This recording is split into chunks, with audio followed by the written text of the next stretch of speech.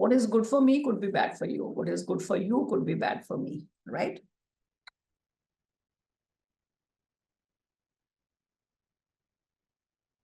It safeguards the sovereignty of my country. Okay. So depends who's that me. If that me is state, the agencies of the state, if that me is citizen of the country, which actually was the main focus of creating DPDP itself and the rules subsequently, this is a great addition, this Rule 14, though it was never there earlier in explicitly in DPDP Act. If you go through DPDP Act, it just says that you could interact with whitelisted countries, but this explicitly processing of personal data outside India was not there. However, it aligns comfortably with global accountability standards established by GDPR, etc. However, I think it might choke business. Now, if I come on the devil's advocate side, if I come on data fiduciary side, it might choke their operations in my country. And as a result, they might pack their bags and leave my country. So is it good for my economy? Because I want to be the third largest developed country by 2047, Vision 2047. So, I mean, such kind of provision is also going to impact multinationals. They might find this very vague, this stipulation very vague, and their operational impact could hinder their growth in my country. I personally feel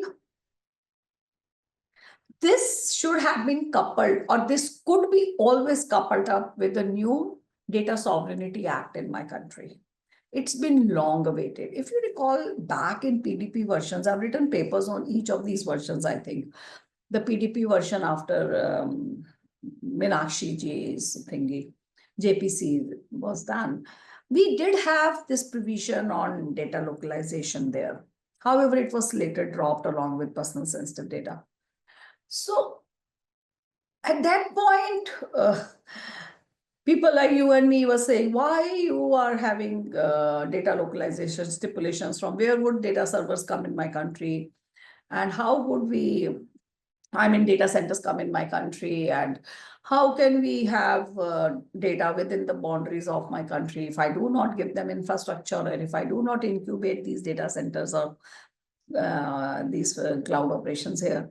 So both sides, we have issues, okay? Both sides. And today when it's been dropped and it just got a rule which is saying, okay, let's safeguard the sovereignty of the country and let the processing of personal data outside India be clearly understood. Yes and no of do's and don'ts of that.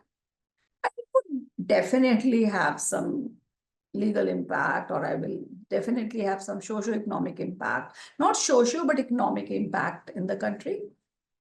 But I think it's a step in the right direction, because, Heena, let's not forget, if you look at the entire geopolitics of the world, aren't these countries becoming more inwards? All of them make America great again. China not interacting with anybody, having their own Baidus and their own, processings, where any company that has to work with China should explicitly share their codes and their data and get approvals from their ministries, whatever those ministries are called as.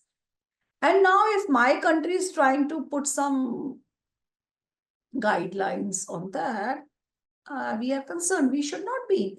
I mean, we could always have a middle path. We don't want to go China surveillance path. We don't want to go a very, very liberal path of Singapore, etc.